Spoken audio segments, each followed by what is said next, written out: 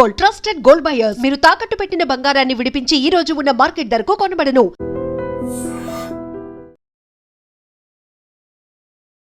Sir, Pakistan మనకి మధ్య జరిగిన సింధూర్ ఆపరేషన్ అంతా పక్కకు వచ్చిన తర్వాత ఇప్పుడు సౌదీతో వాళ్ళకు రక్షణ ఒప్పందం జరుగుతుంది. దానివల్ల జరిగే నష్టం మనకా వాళ్ళకా? సో సౌదీ పాకిస్తాన్ అగ్రిమెంట్ అనగానే మన వాళ్ళు చాలామంది టెలివిజన్ ఛానల్లో డిబేట్లు మొదలైనవి. పాకిస్తాన్ మీద బాంబు వేస్తే సౌదీ అరేబియా ఎక్కడ రారు. సౌదీ అరేబియా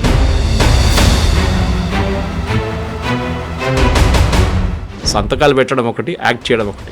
బలూచిస్తాన్లో జరుగుతున్న అంతర్గత విభేదాలకి భారత్లో ఉన్న రా ఏజెంట్లు చేస్తున్నారని పాకిస్తాన్ ఆరోపిస్తుంటారు. సార్, పాకిస్తాన్లో ఇప్పుడు మన స్పై ఒక ఆయన ఉన్నారు, రా ఏజెంట్ అని. పాకిస్తాన్ పట్టుకుని జైలు వేశారు. ఆయన ఎక్కడి నుంచి పట్టుకున్నారు సార్? ఇరాన్ నుంచి పట్టుకెళ్ళారు, ఇరాన్ బార్డర్ నుంచి.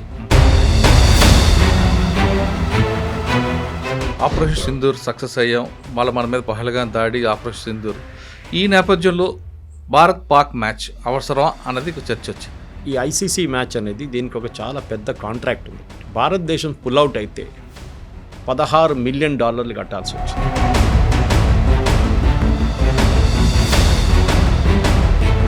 మనం పాకిస్తాన్ని ఓడించలేమని చెప్పి మనం పారిపోయామని చెప్పి పాకిస్తాన్ ఒక స్టోరీ తీసుకొస్తాం.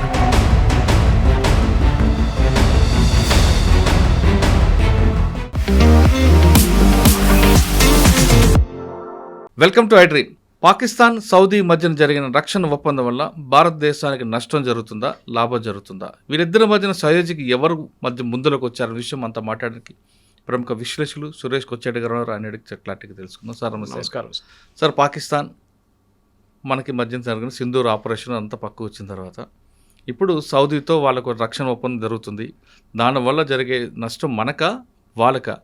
ఒకవేళ జరిగిందా ఆల్రెడీ జరిగి ఉంటుంది, జరిగిన తర్వాత మనం దాన్ని ఏ విధంగా కౌంటర్ చేయొచ్చు?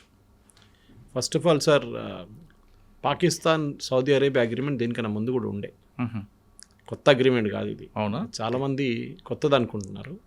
అది మినిస్ట్రీ ఆఫ్ ఎక్స్టర్నల్ అఫేర్స్ కూడా క్లారిఫై చేశారు. అది కాకుండా సౌదీ అరేబియాలో దీనికన్నా ముందు పనిచేసిన అంబాసిడర్లు 2-3 క్లారిఫై చేసి వాళ్ళ దగ్గర ఒప్పందం ఉంది. అంటే ఒప్పందం దేనికి వస్తుందంటే డిఫెన్స్ అగ్రిమెంట్ ఒకటి. అంటే ఈ అగ్రిమెంట్ ఏంటంటే మీరు చెప్తున్నారు ఒక నేటో లాగా ఫార్మాట్ లాగా వీళ్ళు ట్రై చేశారు సార్. ఇజ్రాయెల్ ఖతార్ మీద దాడి చేసిన తర్వాతనే వీళ్ళందరూ లేచి కూర్చున్నారు. వీళ్ళందరికీ ఒకటే భయం ఏంటంటే ఏ రోజు ఇజ్రాయెల్ మా మీద వచ్చి బాంబు పడేస్తారో అని చెప్పి. ఇప్పుడు ఖతార్ మీద ఎంత పెద్ద దాడి జరిగింది సార్. సరే, చనిపోయిన వాళ్ళు చాలా తక్కువ, కానీ దాడికి ఏం చెప్తారు, ఒక మెసేజ్ ఉండే సార్ దాంట్లో. టెర్రరిస్ట్కి మీరు ఎక్కడైనా దాచుకోండి, మిమ్మల్ని వచ్చి కొడతాం. సో ఎవరు చేశారు సార్? ఫస్ట్ అది మనం చేసాం. ఓకే. ఆపరేషన్ సింధూర్లో ఏం చేసాం? మనమే. నువ్వు ఎక్కడైనా దాచుకో, అవును, మిమ్మల్ని వచ్చి కొడతాం. ఇజ్రాయెల్ చేసింది ఏం సార్? అదే చేశారు. అంటే మనం చెప్పింది కూడా మన బోర్డర్లో నిలబడి మీ ప్లేస్లో కొడతాం అని కొడతాం. వాళ్ళేమో లోపల వెళ్ళి కొట్టేసి బయటకు వచ్చేసారు. కానీ సౌదీ అరేబియా దగ్గర తీసుకుందాం సార్ సీన్. వాళ్ళ దగ్గర చాలా మోడర్న్ ఆర్మీ అని ఒకటి ఉంది. అంటే కొట్లాడడానికి కాదు, వాళ్ళ దగ్గర ఆయుధాలు ఉన్నాయి. అది ఎందుకు కొనుక్కుంటారంటే యూఎస్ని హ్యాపీగా పెట్టుకోవాలి. చాలా ప్లేన్స్ తీసుకుంటారు, డబ్బులు విపరీతంగా ఉంటారు. ప్లేన్లు కొనుక్కుంటారు, ఆయుధాలు కొనుక్కుంటారు. ఎక్కడ వాడుకుంటారు సార్ వీళ్ళు?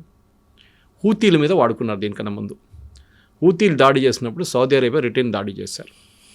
ఈ ఒప్పందం చేసి 2 రోజుల ముందు, నాకు ఆ వీడియో వెరాసిటీ ఎగ్జాక్ట్లీ తెలియదు సార్, కానీ పాకిస్తాన్ నుంచి 2000 మంది సోల్జర్స్ ఎయిర్పోర్ట్లో దిగుతున్న వీడియో ఒకటి బయటకు వచ్చింది సౌదీ అరేబియాలో, రియాద్లో. అది కొత్త వీడియోనా పాత వీడియోని తెలియదు, కానీ న్యూస్ ఏముండే అంటే పాకిస్తాన్ వాళ్ళ సోల్జర్స్ని సౌదీ అరేబియాకి పంపిస్తున్నారు హూతీలతో కొట్లాడడానికి, పోరాటం చేయడానికి. అది ఎప్పుడో పోరాటం కదా, దానికి మళ్ళీ ఇప్పుడు మద్దతు ఇస్తుంది. అది సో ఈ లాస్ట్ 2 సంవత్సరాలు 3 సంవత్సరాలు హూతీలు సౌదీ అరేబియా మీద దాడి చేయలేదు. అవును, కానీ వాళ్ళిద్దరి మధ్య విభేదాలు ఎప్పటి నుంచి ఉన్నాయి. అది న్యాచురల్, ఎందుకంటే సనా అక్కడున్న యమనీస్ గవర్నమెంట్, లీగల్ గవర్నమెంట్ ఒకటి, ఇల్లీగల్ గవర్నమెంట్ ఒకటి, రెండునే. అక్కడ క్యాపిటల్ సనా ఒక చేతిలో ఉంది, ఇంకా మిగతా ఏరియాలు ఇంకోటి చేతిలో. వీళ్ళేమో మెయిన్లీ ఇప్పుడు షిప్పింగ్ మీద దాడి చేస్తున్నారు. అక్కడి నుంచి వెళ్ళే షిప్స్ మీద దాడి చేస్తున్నారు. Israel affiliated, US affiliated ship మీద దాడి చేస్తున్నారు. పాకిస్తాన్కి భయం ఏంటంటే ఇదే దాడి, ఏది ఇజ్రాయెల్ చేసిన దాడి మా మీద కూడా ఒకరోజు జరగవచ్చు. ఇప్పుడు మొన్న స్టేట్మెంట్ ఇష్యూ చేసిన చూసారు మీరు, షబాజ్ షరీఫ్ ఏం చెప్పారు? మా దగ్గర ఉన్న న్యూక్లియర్ అసెట్స్ కూడా కావాలంటే సౌదీ అరేబియాకి ఇచ్చేద్దాం. అవును, ఇది చాక్లెట్ పంచిపెట్టడం కాదు సార్. న్యూక్లియర్ అసెట్స్ అనేది ఫస్ట్ ఆఫ్ ఆల్ అసెంబుల్ స్టేట్లో ఎప్పుడు ఉండవు. దాని లాంచ్ వెహికల్ ఒకటి ఉంటుంది, దాని మిసైల్ ఉంటుంది, దానికి ఉన్న మెయిన్ బాంబ్ ఒకటి ఉంటుంది, అది అసెంబుల్ చేయాల్సి వస్తుంది. దాన్ని సపరేట్గా పెడతారు, ఎందుకంటే ఎప్పుడైనా యాక్సిడెంట్ డెటోనేట్ అయితే పెద్ద ఇష్యూ అయిపోతుంది. మొత్తం రాజ్యం ఖాళీ అయిపోతుంది రాత్రికి రాత్రి. సో ఎప్పుడైనా డిసెంబర్ చేసి పెడతారు. పాకిస్తాన్ ఇప్పుడు చేస్తున్న ఇంగ్లీష్లో అంటారు పాస్చరింగ్ అంటారు, అంటే మా దగ్గర చూడు బాంబు ఉంది మేము కొడతాం మిమ్మల్ని అని. మోదీ గారు దీన్ని న్యూక్లియర్ బ్లఫ్ అన్నారు ఒకసారి ఆపరేషన్ సింధూర్ టైంలో. నా దగ్గర ఉంది అని చెప్తే వెళ్ళి కొట్టాము అప్పుడు. దాని తర్వాత నేను చెప్పట్లేదు ఇప్పుడు నా దగ్గర ఉంది అని ఇప్పుడు మాట్లాడలేదు. కైరానా హిల్స్లో ఏం జరిగింది ఎవరికి తెలియదు. కానీ ఒప్పందం ఎందుకు? సౌదీ అరేబియా ఎంత ఫాస్ట్గా వెళ్ళేందుకు ఒప్పందం చేస్తున్నారు పాకిస్తాన్తో. సో 2 రోజుల తర్వాత న్యూస్ వచ్చింది, పాకిస్తాన్లో ఉన్న రేర్ ఎర్త్ మినరల్స్ మన అందరికీ తెలుసు, కోబాల్ట్ కానీ జింక్ కానీ టంగ్స్టన్ కానీ పెలడియం కానీ పాకిస్తాన్లో ఖైబూర్ పఖ్తూన్వా ఏరియాలో ఉంది చాలా మటుకు. బలూచిస్తాన్ ప్రావిన్స్లో కూడా ఉంది. ఇప్పుడు చూడండి, నిన్న ఖైబూర్ పఖ్తూన్వా మీద దాడి చేశారు పాకిస్తాన్ ఎయిర్ ఫోర్స్, 32 మంది చనిపోయారు. ఎందుకు చేశారు సార్? ఇవాళ దాకా బలూచిస్తాన్ మీద దాడి చేశారు కానీ ఖైబూర్ పఖ్తూన్వా మీద ఎప్పుడు దాడి చేయలేదు. చేశారు, చిన్న ఆపరేషన్స్ ఉండే కానీ మేజర్ ఆపరేషన్ ఎప్పుడు జరగట్లేదు. పాకిస్తాన్ ఆర్మీ ఏమంటున్నారంటే మేము బాంబ్ చేయలేదు, అక్కడ తాలిబాన్ తీసుకొచ్చిన మిసైల్ పేలిపోయిందంట. తాలిబాన్ ఎక్కడి నుంచి వస్తారు సార్? ఆఫ్ఘనిస్తాన్ నుంచి, కాబోల్. అంటే ఇప్పుడు పాకిస్తాన్కి 2 ఫ్రంట్ వార్ వచ్చేసింది. ఇప్పుడు ఒకటి వైపు భారతదేశం, ఇంకోటి వైపు ఆఫ్ఘనిస్తాన్ నుంచి తాలిబాన్ కొట్టడం. దానికి తెహ్రీక తాలిబాన్ వాళ్ళు ఆల్రెడీ ఉన్నారు అక్కడ, వాళ్ళు కొడుతున్నారు రెగ్యులర్గా. సార్ వాళ్ళతో పాటు బలుస్తాన్ కూడా ఎప్పుడు పక్కల బల్లిలో ఉంది కదా వాళ్ళది. దానికోసం చూడండి సార్, యుఎస్ శాంక్షన్స్ లిస్ట్ ఇన్ని రోజులు పెట్టకుండా ఇప్పుడు పెట్టారు. బలూచిస్ని శాంక్షన్స్ లిస్ట్లో పెట్టారు, టెర్రర్ ఆర్గనైజేషన్ అని చెప్పి.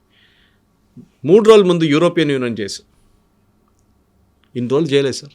ఎప్పటి నుంచో బలూచిస్తాన్ మూవ్మెంట్ నడుస్తుంది అక్కడ. ఎప్పటి నుంచో అక్కడ జాఫర్ ఎక్స్ప్రెస్ మీద బాంబు దాడి చేసి చాలామంది పాకిస్తాన్ సోల్జర్స్ చంపారు. అప్పుడు ఏం లేని ప్రశ్నకి ఇప్పుడు ఎట్లా వచ్చింది? సో సౌదీ అరేబియా డీల్ మనం భయపడక్కర్లేదు. It's more of optics. ఎందుకంటే సౌదీ అరేబియా రెగ్యులర్ ఆర్మీ లేదు, వాళ్ళ దగ్గర ఉన్నంత హైర్డ్ ఆర్మీ చాలా మటుకు. అంటే వాళ్ళు ప్రొఫెషనల్గా ఇప్పుడు యూరోపియన్లో మనం ఒక యూకే ఆర్మీ తీసుకుందాం, లేకుంటే మనం ఈవెన్ రష్యన్ ఆర్మీ తీసుకుందాం, ఎంతైనా కానీ ఇంత ధ్వంసం జరిగినా కానీ భారతదేశ ఆర్మీ తీసుకుందాం, మనం ట్రైన్డ్ ఆర్మీ మనది. Even Pakistan for that matter. Saudi Arabia దగ్గర అది లేదు సార్. సౌదీ అరేబియా క్యాల్కులేషన్ అంటే రేపు ఇజ్రాయెల్ మా మీద దాడి చేస్తే మమ్మల్ని ఎవరు రక్షిస్తారు? దే షుడ్ బి సంబడి కదా. వాళ్ళ దగ్గర కూడా జెట్స్ ఉన్నాయి, ఫ్లై చేస్తారు, అది చేస్తారు. కానీ ఇది చిన్నపిల్లల ఆట కాదు, ఇది ఏదో సైకిల్ మీద నడిపించుకుంటూ పోయి బాంబులు వేయడం కాదు కదా. ఇది ట్రైన్డ్ కావాలి. సో ట్రైన్ పాకిస్తాన్ దగ్గర. ఇప్పుడు కూడా మీరు చూడండి, ఈ సౌదీ అరేబియా లాంటి కంట్రీస్లో అక్కడున్న పోలీస్ ఫోర్స్ కానీ ఆర్మ్ ఫోర్సెస్ మిగతా దేశాల నుంచి వస్తారు. కాంట్రాక్ట్ మీద తీసుకుంటారు. 2 సంవత్సరాలు 3 సంవత్సరాలు 5 సంవత్సరాలు కాంట్రాక్ట్ మీద తీసుకుంటారు. యూజువలీ గవర్నమెంట్ ఉంటుంది అగ్రిమెంట్స్. అది పాకిస్తాన్ గవర్నమెంట్తో ఒప్పందం చేస్తారు, వాళ్ళు పంపిస్తారు, కొత్తగా మళ్ళీ ఇంకో ట్రూపర్స్ని ఇంకో నెక్స్ట్ వస్తారు అన్నమాట. ఈ అగ్రిమెంట్తో భారతదేశానికి ఏ థ్రెట్ లేదు. ఎందుకంటే మన మీద ఎవరు దాడి చేస్తారు? సౌదీ అరేబియా చేస్తారా? ఎంత దూరం రావాలి దానికి? వాళ్ళు అక్కడి నుంచి ఫ్లై చేసుకుని ఇక్కడ దాకా 4 గంటలు 5 గంటల సేపు పడుతుంది వాళ్ళకి. వాళ్ళు రాలేరు, వాళ్ళకి అంత కేపబిలిటీ లేదు. ఇజ్రాయెల్ కాదు వాళ్ళు. పాకిస్తాన్ చేస్తారా? పాకిస్తాన్ ఏమంటుంది, మా మీద ఎవరైనా దాడి చేస్తే సౌదీ అరేబియా మా హెల్ప్కి వస్తుందని. అదే వాళ్ళ మీద చేస్తే మా మీద చేసినట్లుగా ఒక స్టేట్మెంట్ కూడా ఇప్పించారు. సో ఖతార్తో ఎందుకు చేసుకోలేదండి ఇది ఒప్పందం? బహ్రెయిన్తో ఎందుకు చేసుకోలేదండి ఒప్పందం? ఇది ఆ రోజు ఖతార్లో దోహాలో మీటింగ్ జరిగింది. మీరు అందరు వచ్చారు, foreign ministers of all Arab countries వచ్చిన తర్వాత అక్కడ డిసిషన్ ఏం తీసుకున్నారంటే నేటో లాగా ఒక అగ్రిమెంట్ చేద్దాం మనం చెప్పారు. దాన్ని యూఎస్ అప్పుడే కొట్టుపడేస్తుంది, మీరు ఏ అగ్రిమెంట్ చేయకూడదని చెప్పి. అంటే ఇజ్రాయెల్ ఏం చెప్పారంటే వీళ్ళు ఎక్కడెళ్ళి కూర్చున్నా కానీ వాళ్ళు ఖతార్లో ఉన్నారు, రేపు వెళ్ళి సౌదీ అరేబియాలో కూర్చుంటే మేము అక్కడ కూడా వచ్చి కొడతాం. దేనికన్నా ముందు మేము ఇరాన్లో కొట్టాం, మేము ఇప్పుడు ఖతార్లో కొట్టాం, రేపు సౌదీ అరేబియా అంటే అక్కడ కూడా వెళ్ళి కొడతాం. వీళ్ళకి దాచుకోవడానికి ప్లేస్ ఉండదు హమాస్కి. సో సౌదీ పాకిస్తాన్ అగ్రిమెంట్ అనగానే మన వాళ్ళు చాలామంది టెలివిజన్ ఛానల్లో డిబేట్లు మొదలైనవి. పాకిస్తాన్ రేపు మనం పాకిస్తాన్ మీద బాంబు వేస్తే సౌదీ అరేబియా ఎక్కడ రారు. సౌదీ అరేబియా వాళ్ళు పని చూసుకుంటారు, వాళ్ళకి దీంతో ఏ సంబంధం లేదు. సంతకాలు పెట్టడం ఒకటి, యాక్ట్ చేయడం ఒకటి. ఇప్పుడు యుక్రెయిన్ వార్లో కూడా చూడండి సార్, ఏం పెద్ద స్టేట్మెంట్ ఇచ్చారు యూరోపియన్ యూనియన్ కంట్రీస్. రష్యా దాడి చేస్తే మేము యుక్రెయిన్ మీద మేము పట్టించుకోం, మేము కూడా మా మంచి బూట్స్ ఆన్ ద గ్రౌండ్ అంటే మా సోల్జర్స్ని పంపిస్తా అన్నారు. ఒక్క కంట్రీ చెప్పండి సార్ సోల్జర్స్ని పంపించింది? లేదు. మేము జెట్స్ తీసుకెళ్ళి మేమే మా జెట్స్తో బాంబ్ చేపిస్తాం అన్నారు. అది ఎప్పుడు చేయదు. కొన్ని పాత ప్లేన్లు ఇచ్చింది అంతే వాళ్ళకి ఆడుకోవడానికి. తో చెప్పడం ఒకటి, చేయడం ఒకటి. చేసేటోడు ఎప్పుడు చెప్పడు, చేసి చూపిస్తాడు. ఇజ్రాయెల్ పాలసీ ముందే మేము ఖతార్ మీద బాంబ్ చేయబోతున్నది ఎప్పుడు చెప్పలేదు. వెళ్ళి కొట్టేశారు, ఖతం చేసి వచ్చేసారు. And they admitted, accept the responsibility also. మేమే చేస్తామని చెప్పి వాళ్ళకి భయం లేదు దాంట్లో. మనమైనా కొంచెంసేపు ఆలోచిస్తాం అది చెప్పాలన్నా వద్దా అని చెప్పేసి. సో సౌదీ అరేబియాకి ఉన్న లిమిటెడ్ కెపాసిటీ, చాలా లిమిటెడ్ కెపాసిటీ. ఆయుధాలు ఉన్నాయి నేను చెప్పినట్లు దీనికన్నా ముందు, కానీ ఆయుధాలు ఆపరేట్ చేసిన మనుషులు కావాలి, టెక్నికల్ పవర్ కావాలి. అది పాకిస్తాన్ దగ్గర నుంచి బారో చేసుకుంటారు. ఓకే, పాకిస్తాన్ వాళ్ళు ఒక టెస్టింగ్ గ్రౌండ్గా వాడుకుంటారు. రేపు హూతీలతో కొట్లాడుకుంటే హూతీలు ఆల్రెడీ వార్నింగ్ ఇచ్చారు మొన్న, మా దగ్గర వస్తే మేము వచ్చిన పాకిస్తాన్ సోల్జర్ అందరినీ కాఫిన్లో పెట్టి షావన్లో పెట్టి మేము పంపిస్తాం రిటర్న్ అని చెప్పేసి. So Pakistan will not dare do it. వాళ్ళు హూతీలతో ఏం కొట్లాడబెట్టుకోరు, ఎందుకంటే ముస్లిం అటాకింగ్ ముస్లిం అయిపోతున్నారు. అవును, అది పెద్ద సరే, అది షియా సున్నీ ఇష్యూ ఇంకోటి ఉంది, కానీ ఇది మెయిన్లీ ఒక ముస్లిం నేషన్ ఇంకో ముస్లిం నేషన్. దానికోసం నిన్న కూడా ఫస్ట్ టైం పాకిస్తాన్ ఖైబర్ పఖ్తూన్ఖ్వా మీద చేసిన బాంబింగ్ని ఇంటర్నేషనల్ లెవెల్ ఏం చూసారంటే, ఒక కంట్రీ వాళ్ళ సిటిజన్స్ మీద బాంబ్ చేశారు. మీరు ఎక్కడ విన్నారు ఇది?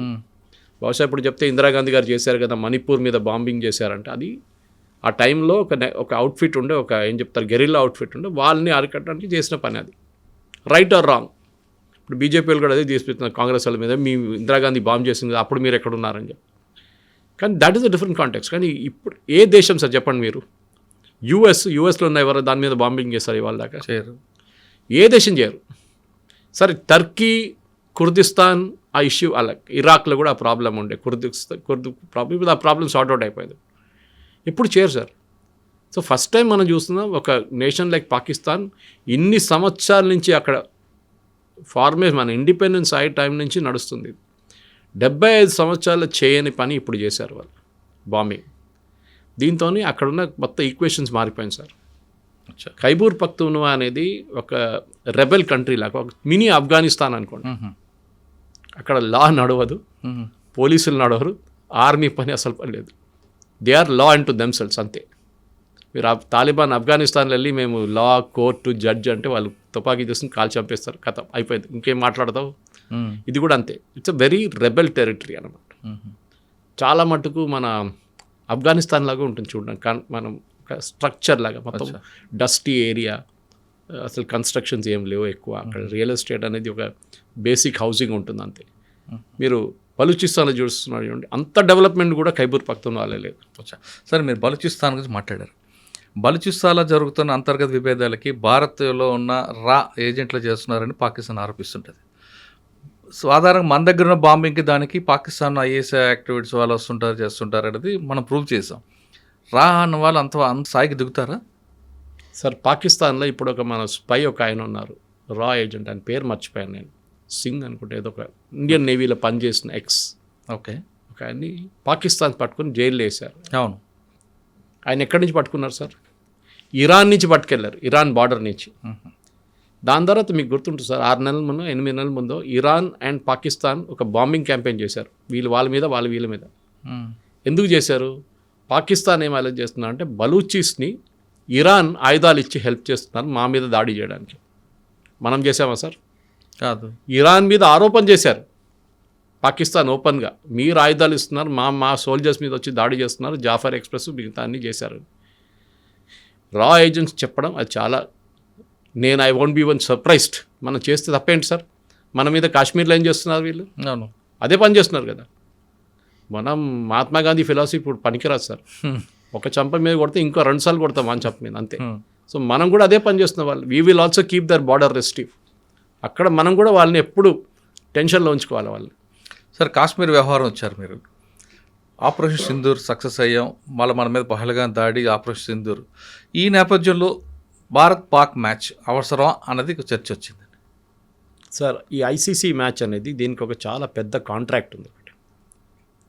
ఇన్ఫ్యాక్ట్ భారతదేశం పుల్అవుట్ అయితే $16 మిలియన్ కట్టాల్సి వచ్చింది. $16 మిలియన్, ఎందుకంటే television rights, advertising rights, ticket స్టాండ్లో టికెట్స్ దాన్ని అమ్మేశారు ఆల్రెడీ. కరెక్ట్, మీరు అడిగిన ప్రశ్నకి ఆడాలన్నా వద్దా అనేది ఇప్పుడు ఆలోచించండి. భారత్ బాయ్కాట్ చేస్తుంది అనుకోండి, $16 ఏమవుతుంది సార్? నష్టం జరుగుతుంది. నష్టం పోతే అది కూడా మనం కట్టేస్తాం. 16 మిలియన్ డీసీసీకి చిన్న అమౌంట్. కానీ అది కాదు ఇంపార్టెంట్. మనం పాకిస్తాన్ని ఓడించలేమని చెప్పి మనం పారిపోయామని చెప్పి పాకిస్తాన్ ఒక స్టోరీ తీసుకొస్తాం. కానీ ఆ స్టోరీ తీసుకొస్తారు కరెక్టే, కానీ వాళ్ళకు కవ్వింపు చర్యలు మాత్రం ఉన్నాయి కదా. సెకండ్ ఇవ్వకుండా వెళ్ళడం ఒకటి, బ్యాట్ పట్టుకొని వెపన్ లాగా చూపించడంతో పాకిస్తాన్ ఏంటంటే సెల్ఫ్ గోల్ కొట్టుకున్నారు. అది 6 చూపించాడు బౌండరీ దగ్గర. సో పాకిస్తాన్ ఓడిపోయారు, షేక్ హ్యాండ్ చేయలేదు ఫస్ట్ టైంతో. ఏమందరూ అనుకున్నారు సెకండ్ టైం షేక్ హ్యాండ్ చేస్తారో బహుశా, సెకండ్ టైం కూడా చేయలేదు. చేయలేదు. ఈ లాంగ్వేజ్ మనం పాకిస్తాన్ని ఒక కబడ్డీ మ్యాచ్లో ఓడిపిస్తే కూడా అది మ్యాచ్, అది మనకు చాలా ఇంపార్టెంట్. పాకిస్తాన్ని ఏ గేమ్లో అయినా ఓడిపోయారు, కానీ వాళ్ళ బాడీ లాంగ్వేజ్ డిఫరెంట్ చూపిస్తున్నారు కదండి. వాళ్ళు చూపించండి. ఓడిపోతున్నాడు ఏదైనా చేస్తాడు, ఓడిపోతున్నాడు ఏ బాడీ లాంగ్వేజ్ అని చూపిస్తాడులే. కానీ వాళ్ళు గెలిచారా? గెలవలేదు కదా. We have proved a point on the field. వాళ్ళు ఓడించి ఒకసారి కదా 2 సార్లు ఓడించాం. That is the most important thing. నేను కూడా నేను యాక్చువల్లీ 2 మ్యాచ్లు చూడలేదు సార్. నేను చూడలేదు, ఎందుకంటే నాకు ఒక ప్రాబ్లం ఉంది. నాకు ఇండియా పాకిస్తాన్ మ్యాచ్ ఎప్పుడైనా ఉన్నప్పుడు నేను చూస్తే ఇండియా ఓడిపోతారు. సో నేను ఎప్పుడు చూడబెట్టుందా, చాలా తక్కువ ఇండియా ఓడిపోయింది. ఎందుకంటే ఇప్పుడు దాకా ఇండియా పాకిస్తాన్ రేషియోలో మోస్ట్ ఆఫ్ టైం ఇండియా గెలిచారు ఇప్పుడు. కానీ నాకు సైకలాజికల్గా ఉంటుంది అది ఇండియా పాకిస్తాన్ కాదు, ఏదైనా మ్యాచ్లో. సో నేను లాస్ట్లో ఇండియా గెలుస్తున్నారని చెప్పితే అప్పుడు వెళ్ళి లాస్ట్ 3 ఓవర్లు చూస్తాను నేను అంతే.